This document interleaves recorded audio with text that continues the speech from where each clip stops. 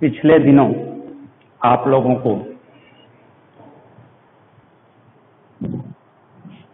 राष्ट्रवाद का उदय एवं विकास यूरोप और भारत दोनों के संबंध में पढ़ाया गया। आपको कुछ अभ्यास के लिए प्रश्न भी डाले गए कि आप करके दें। कुछ बच्चों ने दिया भी, बाकी अब तक हमें उनका आंसर नहीं मिल पाया। और नोट्स बनाने के लिए हमने प्रश्न उत्तर की कुछ फोटोकॉपी आपके पास भेज दी है। हम आशा करते हैं कि आप अपना काम कर रहे होंगे और इसी आशा के साथ आज हम अब इतिहास जो इस साल के लिए पाठ्यक्रम निश्चित है, जिसमें केवल इतिहास में 3 ही चैप्टर सम्मिलित किया गया है, तो 2 चैप्टर तो आपका समाप्त हो गया। अब बस एक चैप्टर बचा है जिसको आज शुरू कर रहे हैं। अब ये चैप्टर समाप्त हो जाएगा तो ये समझ लीजिए कि आपका इतिहास समाप्त हो गया, जिसमें आखिरी चैप्टर है जिसका नाम है भूमंडलीकृत विश्व का बनना। ये थोड़ा आपके लिए नया दिख रहा होगा क्योंकि जूनियर कक्षाओं तक हमने इस पर विचार नहीं किया, लेकिन एक शब्द जूनियर कक्षाओं में भी आया जिसको आपने सुना होगा, वो था वैश्वीकरण। अगर वैश्वीकरण का आशय समझते हैं तो बहुत कुछ भूमंडलीकृत को भी आप समझ जाएंगे, लेकिन वैश्वीकरण को पहले समझना होगा भूमंडलीकृत को समझने के लिए। भूमंडल से ये भूमंडलीकृत शब्द बना है। भूमंडल क्या होता है? भू माने पृथ्वी, मंडल माने पृथ्वी का स्वरूप। लेकिन यहां क्या हम ये जानने के लिए मान लें कि पृथ्वी का स्वरूप क्या है, वो भूमंडलीकृत विश्व का बनना हो जाएगा? तो नहीं, क्योंकि इतिहास में जब भी हम पढ़ते हैं तो इस बात की जानकारी प्राप्त करना चाहते हैं कि मानव का विकास या उन विकास से संबंधित घटनाएं कैसे कैसे घटित हुई। तो निश्चित रूप से भूमंडलीकृत विश्व में एक मानव दूसरे मानव से कैसे जुड़ा, या दूसरे शब्दों में ये भी कह सकते हैं कि कैसे एक स्थान से दूसरे स्थान पर मानव का परिचय बढ़ा या उसका आदान प्रदान कैसे हुआ। ये सब प्रक्रियाएं भूमंडलीकृत विश्व बनने की प्रक्रिया में सम्मिलित होती है। अब तो हमको लग रहा है कि आप समझ रहे होंगे थोड़ा थोड़ा कि क्या बात आपको पढ़ना है। वैश्वीकरण में क्या है? वैश्वीकरण का अर्थ सीधे व्यापार से जुड़ता है कि हम अपने बाजार को आदान प्रदान के लिए खोलते हैं तो वैश्वीकरण हो जाता है। यानी विश्व का एक देश दूसरे देश से व्यापारिक संबंधों में जुड़ना ही वैश्वीकरण है। लेकिन अगर आप इतिहास के पन्नों पर ध्यान देंगे तो आपको ये समझ में आएगा कि यह प्रक्रिया वैश्वीकरण की बहुत पुरानी नहीं है, ये आधुनिक युग की प्रक्रिया है। बिल्कुल आधुनिक युग में भी 50, 60, 70 वर्षों पीछे की ये घटनाएं शुरू हुई हैं कि वैश्वीकरण, क्योंकि पहले जो व्यापार होता था वो सीमित दायरे में था। ये हम नहीं कहेंगे कि प्राचीन काल में व्यापार नहीं होता था, व्यापार होता था, लेकिन उसका दायरा सीमित था, वो वैश्वीकरण की परिभाषा के अंतर्गत नहीं आता था। लेकिन 50 वर्ष अगर आप पीछे जाएंगे केवल, तो आपको लगेगा कि बाजार के दृष्टिकोण से बहुत से विश्व के ज्यादा देश एक साथ जुड़ने लगे, तो वहां से वैश्वीकरण की शुरुआत मानी जाती है। लेकिन भूमंडलीकृत विश्व को बनने में वैश्वीकरण की कहानी से थोड़ा अलग जाएंगे, क्योंकि यह प्रक्रिया बहुत पहले से चली आ रही है। लगभग अगर देखा जाए इतिहास के पन्नों में, तो जब से लोग एक स्थान से दूसरे स्थान, कारण कुछ भी हो, व्यापार भी हो सकता है, धर्म का प्रचार भी हो सकता है, शिक्षा का प्रसार भी हो सकता है, या अपनी आवश्यकता हो सकता है, किसी कारणवश जब एक स्थान से दूसरे स्थान लोगों ने प्रवास करना शुरू किया और प्रवास करने के साथ साथ वहां जाकर वहां की जो भी चीजें हैं उससे आप परिचित होने लगे, तो यह जब दौर जो शुरू हुआ तो ये कहा जाए कि संसार का एक परिचय बनने लगा कि यहाँ ये चीजें हैं, यह देश है। और यही परिचय जब संसार का एक दूसरे से होने लगा तो इसको हम आप कह सकते हैं कि ये भूमंडलीकृत विश्व का बनना है, जो विश्व के हर देश किसी न किसी माध्यम से, मैंने भी चर्चा किया कि कोई भी माध्यम हो सकता है उस देश के बारे में जानने का। हो सकती है हमारी नौकरी की आवश्यकता हो तो हम वहां गए हों, हो सकता है कि हमें अपनी शिक्षा का ग्रहण करना हो तो हम गए हों, हो सकता है हमको व्यापार करना हो तो गए हों, कोई भी माध्यम हो सकता है। तो जिस माध्यम से आप गए और वहां से जुड़ाव बढ़ा, वहां से परिचय बढ़ा, तो उसके बारे में आपने जाना। इस तरह से विश्व जो है, एक विश्व के तमाम स्थान एक दूसरे से परिचित होते चले गए और इसी को कहते हैं भूमंडलीकृत विश्व का बनना। अब आइए जरा ध्यान दिया जाए कि ये कड़ी शुरू कैसे हुई। इतिहास में हम यही खोजने का प्रयास करते हैं कि आखिर ये प्रक्रिया शुरू कैसे हुई। चाहे कोई भी कारण हो, सबके कारण में अगर एक कारण ढूंढा जाए तो है आवश्यकता।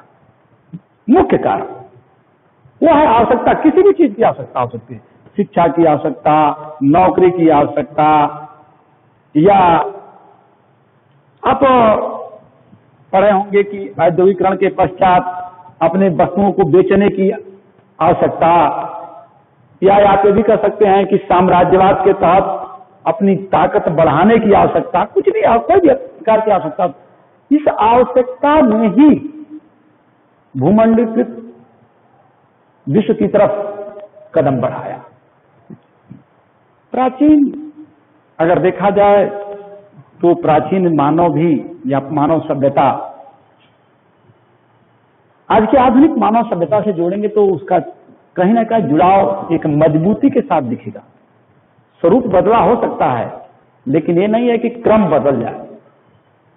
प्राचीन समय में भी यात्री जाते थे, यह अलग बात है कि वह यात्रा बहुत कठिन और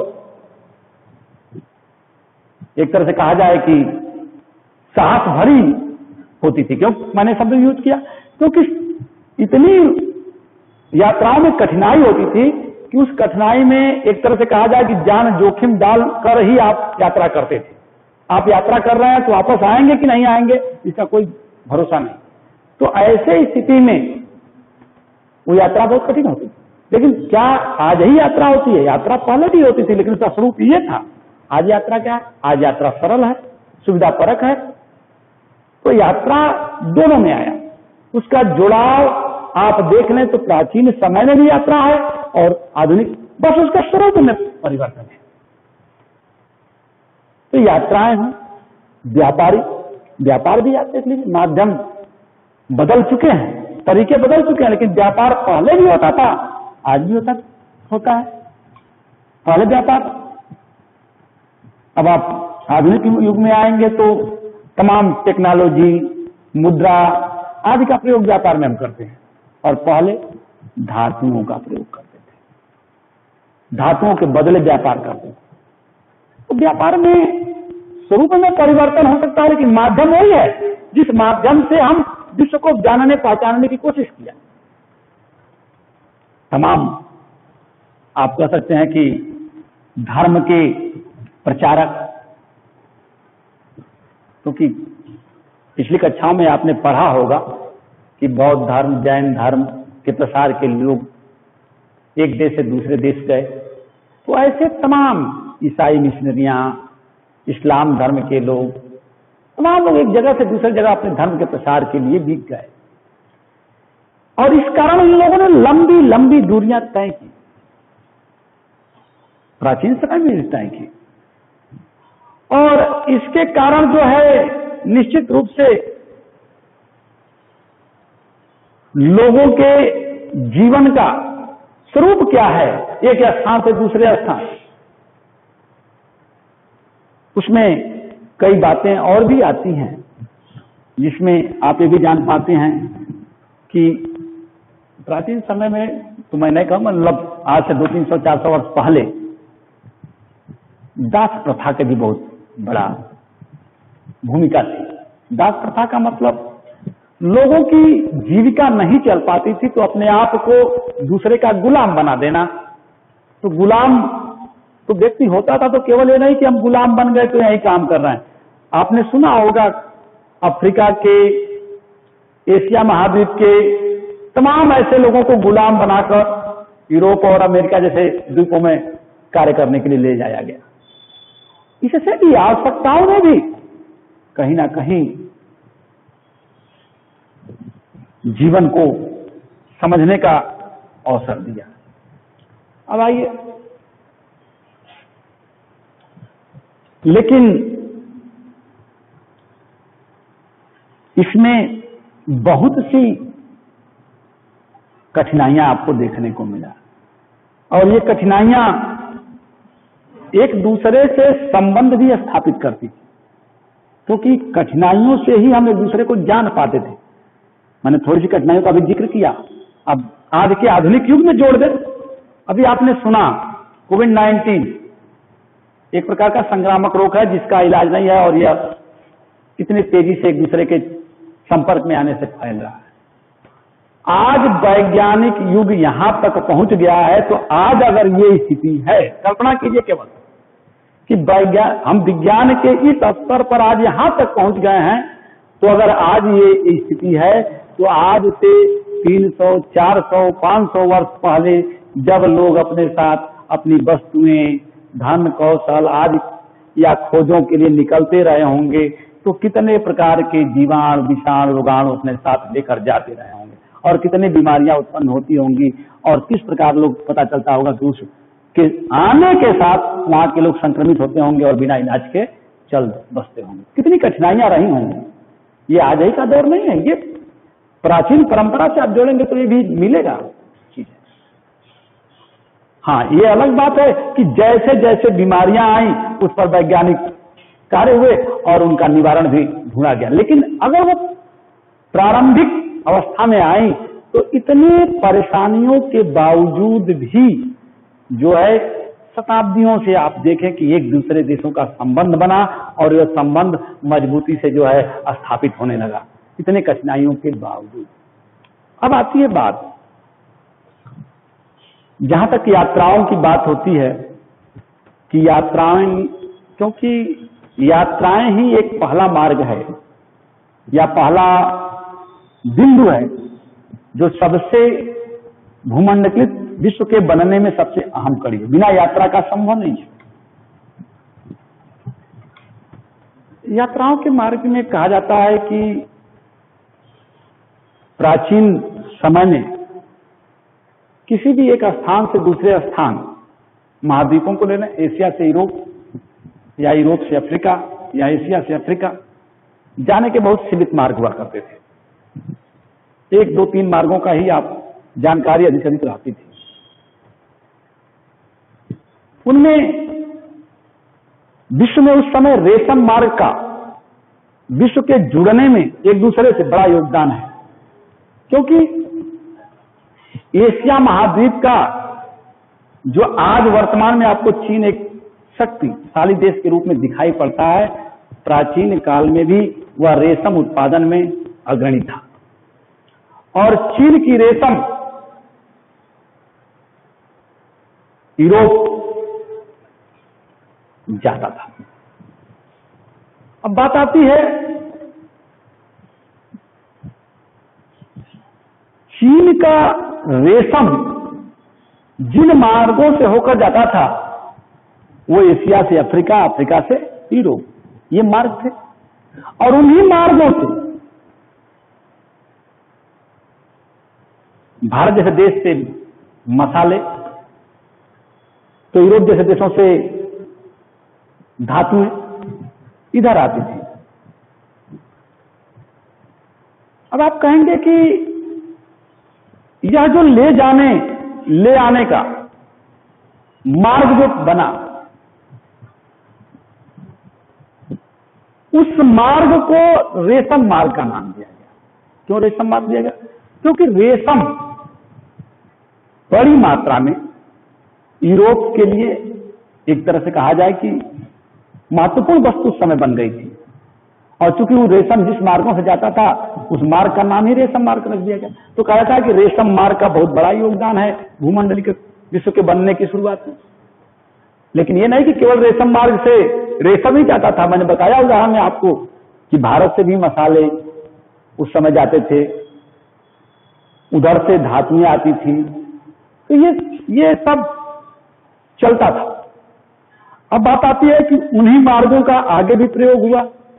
आप जानते हैं कि ईसाई मशीनरियां यूरोप से एशिया महाद्वीप में आई, या बौद्ध एक स्थान से दूसरे स्थान गए, तो ये सब, या मुस्लिम उपदेशक एक स्थान से दूसरे देशों में गए, तो ये सब मार्गों के द्वारा ही हम एक संस्कृति का दूसरे संस्कृति में कह सकें कि मिलाप करा पाए। अगर मार्ग न होते तो शायद हम एक संस्कृति का दूसरे संस्कृति पर मेल मिलाप आज नहीं देख पाते। तो ये रेशम मार्ग का बड़ा। अब एक बात आती है सबसे बड़ा कि इन मार्गों के उपयोगिता तो आपने समझ लिया। अब एक दूसरी बात कि मानव की सबसे पहली आवश्यकता क्या है, उससे विचार किया जाए तो सब 3 आवश्यकताएं बड़ी महत्वपूर्ण मानी जाती हैं, रोटी, कपड़ा और मकान। तो पहली आवश्यकता, उसमें भी सबसे पहली आवश्यकता अगर हम देखा जाए तो रोटी को ही मानेंगे कि रोटी जो है मानव की सबसे पहली आवश्यकता है। और रोटी के लिए मानव जो है बहुत कुछ करता है, क्योंकि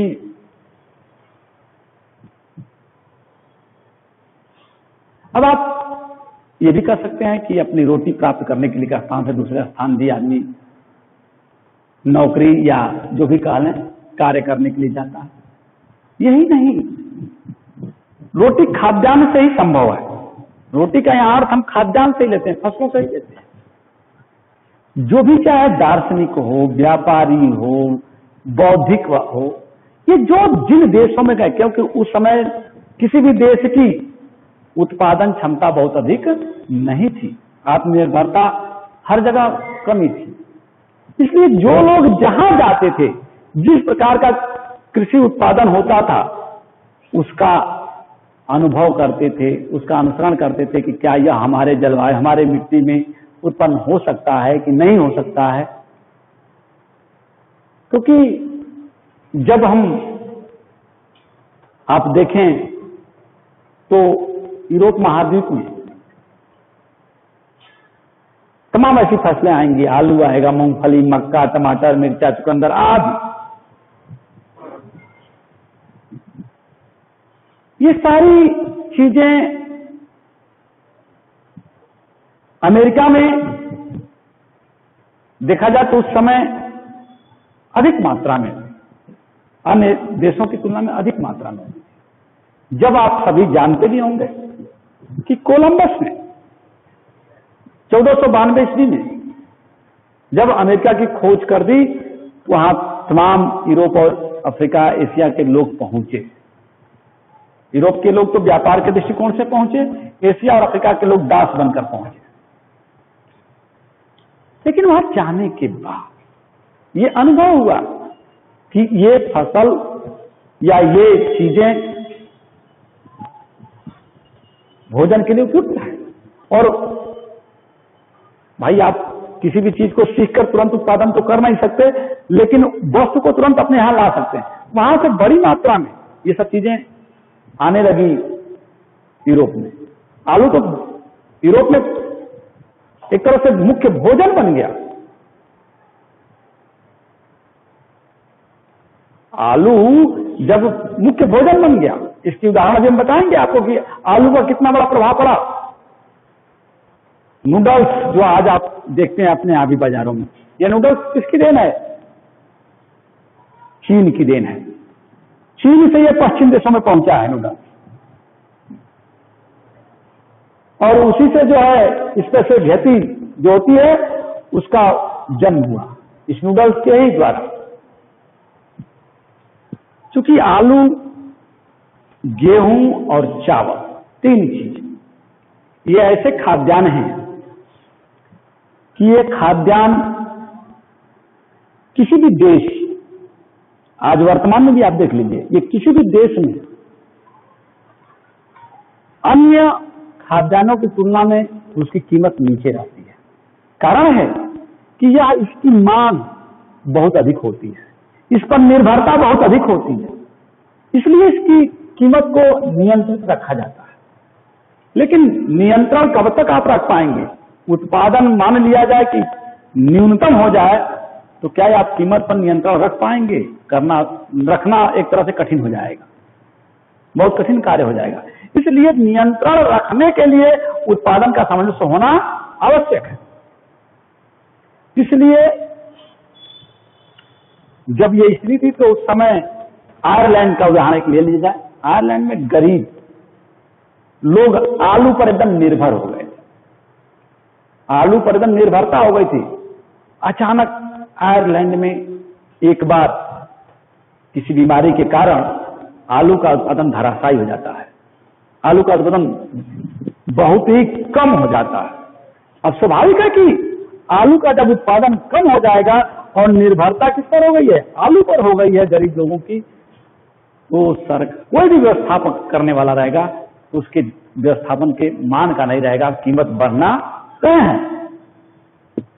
कीमत बढ़ी, गरीब लोगों से दूर हो गया आलू, और उसका प्रभाव क्या पड़ा? उसका प्रभाव ये पड़ा कि 10 लाख लोग करीब आयरलैंड में उस समय मृत्यु को प्राप्त हो गए, खाना न मिलने, क्योंकि आलू पर निर्भरता बन चुकी थी आयरलैंड में, तो इतने लोग लगभग मर गए। तो ये संस्कृति, यह कृषि उत्पादन भी कहीं ना कहीं विश्व के व्यवस्थाओं को दिखाता है, जोड़ता है कि कैसे विश्व का प्रक्रिया चलती है। अब आइए, हम जानते हैं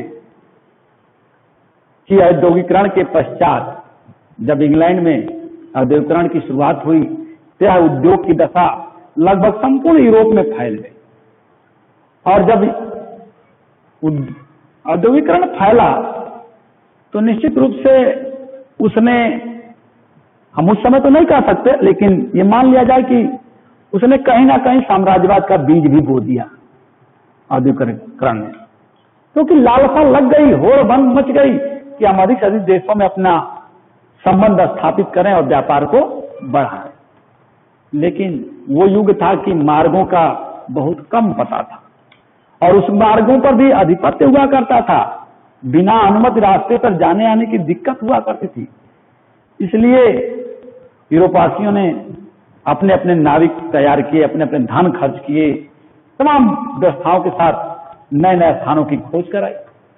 उसी में आपने पढ़ा भी होगा छोटी कक्षाओं में कि अफ्रीका, एशिया, अमेरिका जैसे देशों में तमाम खोजें हुई। अब चलिए बात किया जाए कि आप जानते हैं, अगर आपको पता हो तो ये मालूम होगा, सुने भी होंगे, किसी कहीं अगर पढ़ा हो कि अमेरिका जो है ब्रिटेन और जो है विशेष रूप से ब्रिटेन का गुलाम रहा है। उसके बाद वो 1776 की क्रांति के बाद आजाद हुआ। लेकिन जिस तरह से भारत में भी ब्रिटेन का प्रभाव रहा, उसी तरह से अमेरिका में रहा। लेकिन जैसे भारत में पहले पुर्तगाली, स्पेनवासी, हॉलैंडवासी, इन्होंने अपना पहले प्रारंभिक प्रभाव जमाया, उसी तरह से अमेरिका में भी। अमेरिका में स्पेनवासी और पुर्तगाली पहले अमेरिका पर कब्जा करने में कामयाब हो गए। लेकिन हमारा मतलब यहाँ ये नहीं बताना है कि उनकी आजादी कैसे हुई या कुछ, मेरा ये बताना है कि उससे जो है कैसे संबंध जुड़े। चूंकि आप जानते ही हैं कि अमेरिका के पेरू और मैक्सिको के खानों में पाए जाने वाले कीमती धातुएं थी, और उन धातुओं का उपयोग इन देशों ने किया अपने लिए।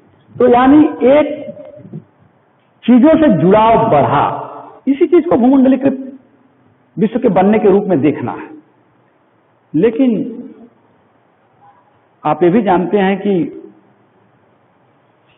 जब कहीं किसी चीज का प्रभाव बढ़ने लगता है तो यूरोप में वो स्थिति थी कि बंदरबांट होने लगता था।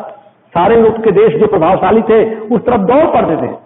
17वीं शताब्दी आते आते यूरोप के तमाम देश को यह पता चल गया था कि यहाँ जो है नए नए शहर बस रहे हैं, यहाँ धन संपदा का प्रचुर मात्रा है, तो नए नए देश उभरने लगे।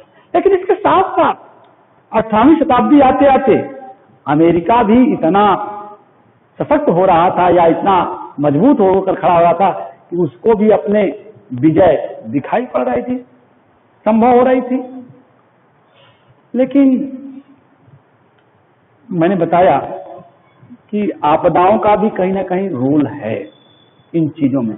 उस समय छोटी चेचक जो है आपदा बनकर उभरी, और यह आपदा जो है एक तरह से कहा जाए उस समय इस बीमारी से लड़ने के लिए जो प्रतिरोधक क्षमता होनी चाहिए वो शून्य के बराबर थी। तो इसका प्रभाव आप समझ सकते हैं क्या होगा। इससे निश्चित रूप से अमेरिका की आबादी बर्बाद हो गई होगी, एक बहुत बहुत बड़ी जनसंख्या समाप्त हो गई होगी, और जब रिक्त हुआ होगा तो उसका लाभ उठाया होगा यूरोपवासियों ने। यूरोपवासी भाई जहां की जनसंख्या जब कम होगी तो वहां दूसरे स्थानों पर जहां जनसंख्या अधिक होगी वहां से लोग प्रवास करेंगे, रोजगार के लिए तमाम अवसर वहां मिलने लगेंगे। तो इस तरह से अफ्रीका और यूरोप से तमाम लोग पहुंच गए अमेरिका में, और अवसर क्या था, यूरोप वासियों के लिए व्यापार, और अफ्रीका और एशिया के लोग दास बनकर गए काम करने के लिए। और इस तरह से यूरोप अगर देखा जाए तो उस समय एक प्रमुख व्यापारिक केंद्र के रूप में उभर कर आया 18वीं और 19वीं सदी में। अब 19वीं सदी में अगर देखा जाए तो निश्चित रूप से थोड़ा सा बदलाव आया संबंधों में, क्योंकि तकनीक भी आ गई थी, राजनीति भी समाज थी, सामाजिकता भी थी, इन सबका प्रभाव पड़ा। इस पर अगर हम देखें तो इन गतिविधियों को 3 रूपों में आप पढ़ सकते हैं कि यह प्रवाह की पहचान कैसे हुई। तो 3 गतिविधियों से हुई। पहला है वस्तुओं में व्यापार का प्रवाह, कि भाई वस्तु कैसे व्यापार में उसका प्रवाह हुआ। जैसे विशेष रूप से खाद्यान्न, गेहूं, चावल, कपड़े, ये एक स्थान से दूसरे स्थान आवश्यक बन गए आना जाना। फिर दूसरा प्रवास का कारण था लोगों को अपनी आवश्यकताएं, रोजगार की तलाश, इसके लोग एक स्थान से दूसरा स्थान जाने लगे। तीसरा